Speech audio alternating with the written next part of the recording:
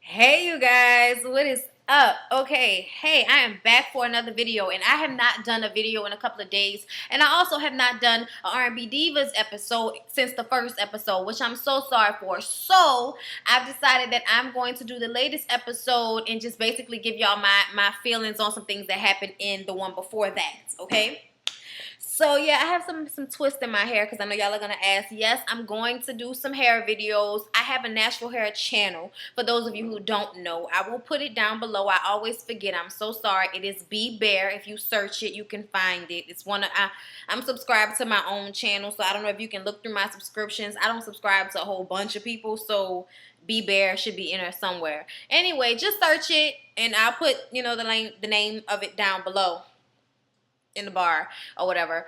But so yeah, get that out of the way. Now on to this R&B diva shit. Okay, let's get to it. From the last episode, we all know that Selena, Monifa, and Nikki, well, not really Nikki, but they all sat down with Kiki and her husband, Michael, and basically told them, like, is this nigga gonna be around every time we go out? Every time we have a sit down, is he gonna be right there? Am I not gonna be able to talk about vag issues because your husband is sitting there looking at me like with a dick look on his face? Right. So, Monifa starts to say something, and then Selena joins in because previously Nikki and Selena had talked about wanting to speak to Kiki about this very situation. But Nikki being a fucking bipolar bitch, which I figure out in these last two episodes, that Nikki is not wrapped too tight. She has an issue with things that you wouldn't normally have issues with. And then she never sees her part in the bullshit. She always looks at it as it's something that somebody else did and now she's pissed off about it. Not looking at it like, regardless to when the shit was going to be brought up, it was going to be a conversation that was going to be uncomfortable regardless. Talking to Kiki about the fact that y'all don't want her husband around all the fucking time is going to be an issue regardless. So, I mean, I just don't understand why she decided to get mad at Selena and not Monifa for bringing up this conversation when they was at dinner. She get pissed off, she leave. Monifa and Selena sitting up there like, bitch, what? What is the issue? Like, who gonna check me, boo? Like, that was basically how Selena felt about Nikki. Like, because Nikki was basically, let me finish, Selena!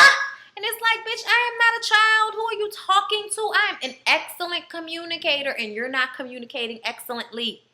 But Nikki doesn't see her part in that. So they basically just, I mean, even when Selena was saying, when they talked about it later at Monifa's apartment, she was like, let's just agree to disagree. Now, I don't want to agree to disagree. And then she eventually like, well, I guess we have to agree to disagree. Like, what the fuck? Like, do you just want to have the last word? Is that what the situation is? Anyway, that shit made me tired. That just kind of made my nerves bad with Nikki. And now we get to this next episode that just aired Monday, and we're dealing with the same shit. Her motherfucking attitude. And I'm not liking it, even though I love this old 5 Miles to Empty Hoe. I really do. I love all of them. You know what I mean? These jokes. But I'm just saying, come on now, Nikki. It's not that big of a fucking deal. You know what I'm saying? Like, what's up with Nikki body, though? Don't she look like she got a big back and little legs? It's I don't know. It's disheartening. I don't know. Anyway. So Kiki had her son Wyatt. I love that name, Wyatt. Y'all used to watch Charm, right? And he's adorable. I love it. I love babies. Anyway, so Faith has decided to get them into the studio. So Nikki, Monifa, and well, first Kiki went. Kiki went and got in the studio, and she sang the piss out of some gospel music, y'all. Oh my God, what was it that she sang? Why should I feel discouraged? And why should the shadows come? And why should my heart feel lonely and lone for heaven and home? When Jesus is my portion. Come on, y'all. Y'all know I take y'all to church in this. Anyways, so making all the faces like Kiki does. Don't you just love those ugly ass faces that Kiki makes? I love Kiki. I really do, even though she crazy. But anyway, Faye gets those three into the studio after Kiki gets in there and sings it like a true R&B fucking diva. Okay? She sings it. Like, I gotta say that shit like a drag queen. She sang that shit, honey. Tootsie. What y'all know about that No Limit? Bout it. Nah. Yeah, anyways. So they get in the studio, right? And Monifa and Selena are vibing. Like they writing this song with Big Jim.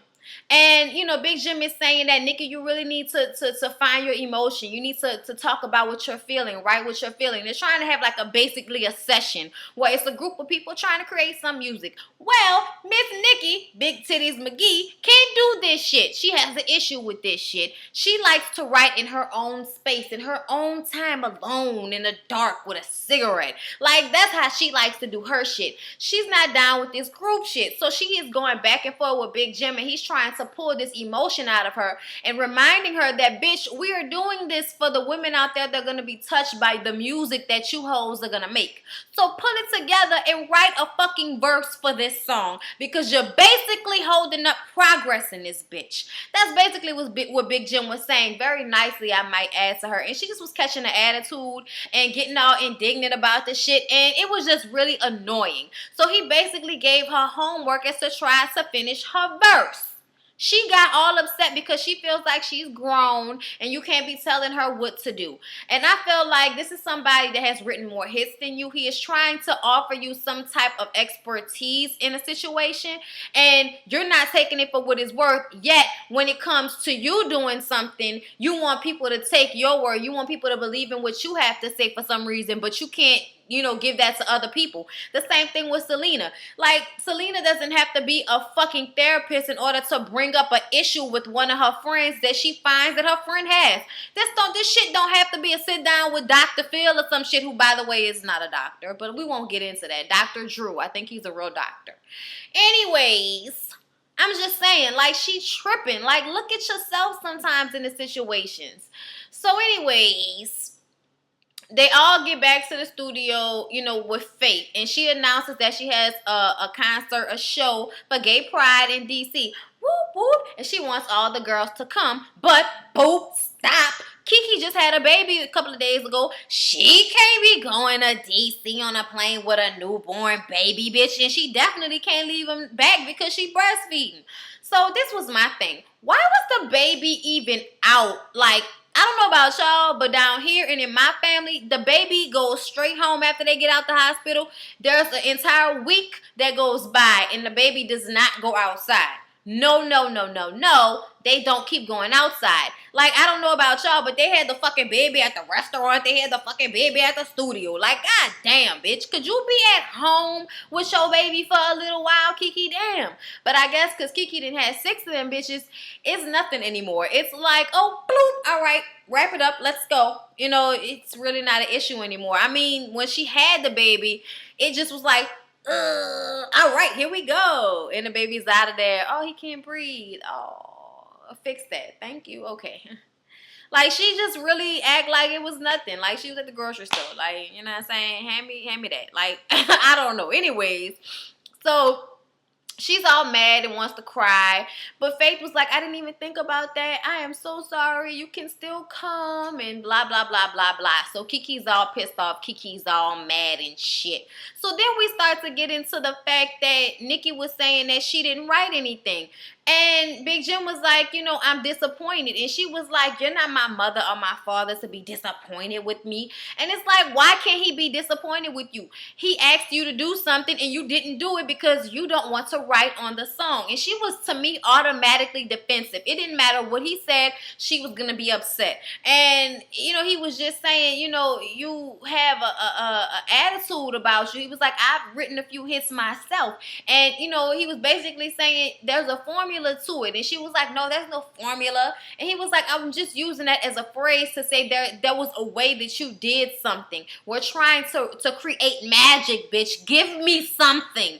He was basically, you know what I mean, really trying to make her see where his point of view, where he was coming from, and she just was blocking it. She just wasn't getting it. But she's convinced that he's not getting her. He gets it, and he's like, I'm disappointed. She gets more pissed off every time he says that shit. And I'm like, you just really need to get the fuck over it. So she gets up and she leaves. And, you know, Faith is like, I don't want this to stop us from doing anything. We haven't even recorded shit yet. Like, what the fuck is the problem?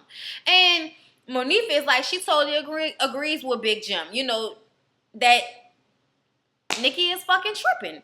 So the next day we get to, it's time for this road trip. They all show up at Faith's apartment. Monifa has a text from Faith saying that look around the corner, it's a surprise. And they got them a tour bus so that Kiki and Michael and Wyatt could join the ladies on the bus.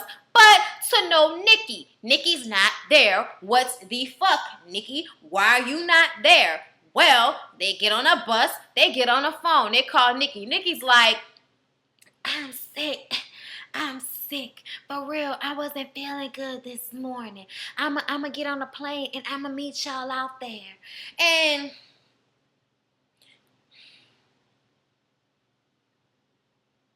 the faces that Kiki was making while that phone call was being had was fucking ridiculous. I was laughing my ass off. She knows she ain't sick. Hey. Shut up. So anyways, Monifa, you know, has an idea. They're going to DC. She got people out there. So she gets on the phone with Shaquita Lee. Okay, Shaquita Lee is a fucking drag queen in DC that throws these lavish drag parties, bitch. And every gay is invited. The kids are all excited.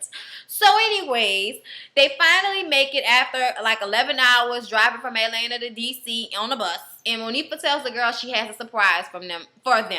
So, you know, they all get to the hotel, they crash the next day, they go to the club. And they walk in and find out that it is a gay club. And of course, the preacher Michael, who doesn't agree with it, doesn't believe in it, doesn't like that shit, that's not his cup of tea, is uncomfortable with the fact that they're in a gay club because he does not agree with it for the 90,000 fucking time of saying it between this episode and the fucking first one. Jesus Christ, help me get through this. Anyways, so, you know, the dude comes out. This is a drag show in case you didn't know, bitch.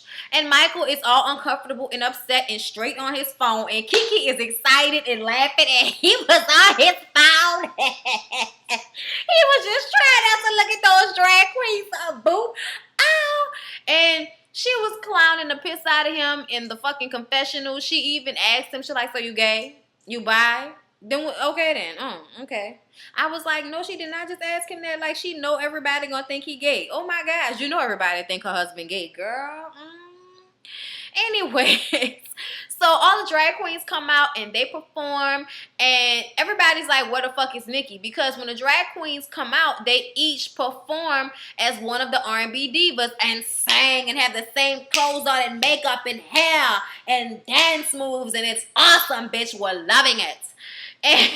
And Nikki is not there, and everybody enjoys it, but they just wish that she would have been there to enjoy her little, you know, man stunt double, you know, that she had. So, anyways, they go out to eat after that. Faith has to go to do sound check or some shit like that. And Kiki says she didn't think that she would like Monifa, but she really now looks at Monifa as a big sister. And sorry, my dog is being an asshole.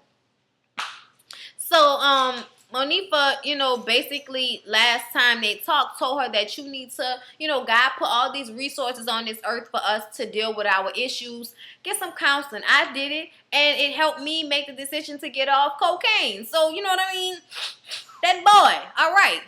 Not that boy, that white, that Becky, that white girl, whatever you want to call it, that cocaína.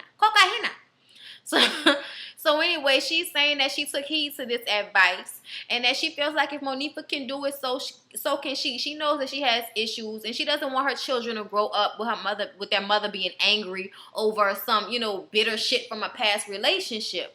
So, you know, she says that she's gonna get help, and everybody is basically happy and crying and just really bonding and enjoying this experience. And of course, noticing that Nikki's ass is not there, okay?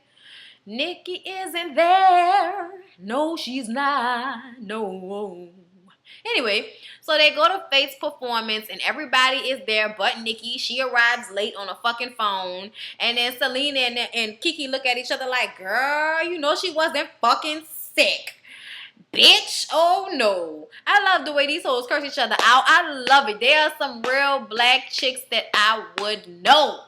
They're dramatic as all kinds of shit, but I love it. Whatever. This show is really good, y'all. I'm loving this shit. So, Kiki is like, she hate that shit. And Faith goes up there and kills the performance. What was she singing?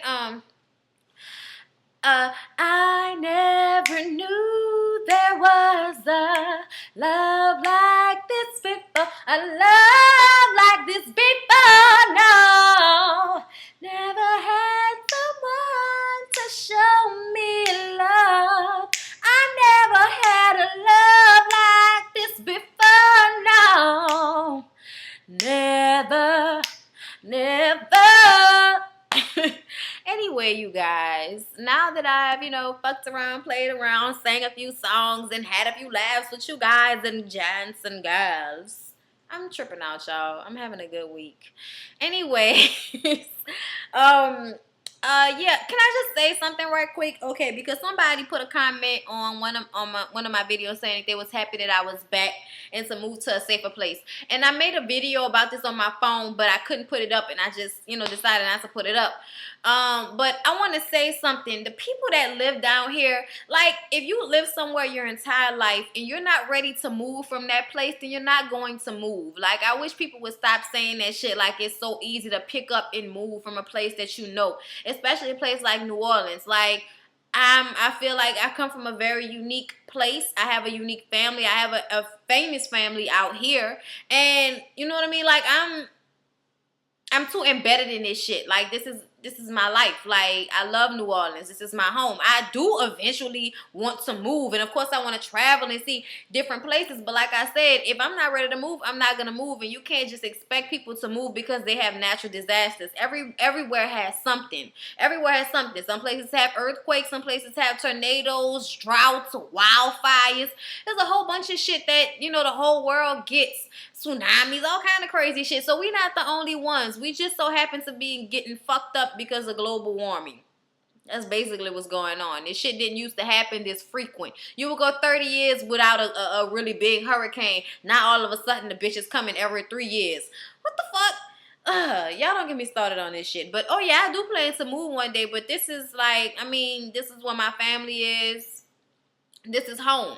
You feel me? And y'all ain't gonna get no food nowhere else like we get down here. You know what I mean? And nobody has this accent. Nobody else in Louisiana has this accent. So, you know what I mean? Like, come on, man. Like, when shit is this, this fire, you can't just be like, oh, I'm going. Like, come on now. No, not yet. But I will. But not yet. And even though, so I always come back because it's home. Like I said. Like, ciao. Anyways, like, comment, and subscribe. Hey, all my new subscribers. Shout out to Glenn, my boo thing Glenn. Shout out to you for subscribing to my channel. Thank you very much. I appreciate that you show me love still. So shout out to you. And I think I'm trying to talk him into doing a channel because he wants to do a channel, and he's funny. So yeah. But anyways, you guys, don't forget to like, comment, and subscribe if you haven't. Share my videos on your Tumblr, on your Twitter, on your Facebook, on your MySpace, on your Black Planet, whatever you do. I know they ain't got that no more. I'm just saying. Whatever you do, save my, travel. Put my shit out there because I love you. And you love me back, right? Okay, so all my haters, one thumb up. Deuces up to everybody else. I love you all and have a good evening, and I'll see you guys in the next video.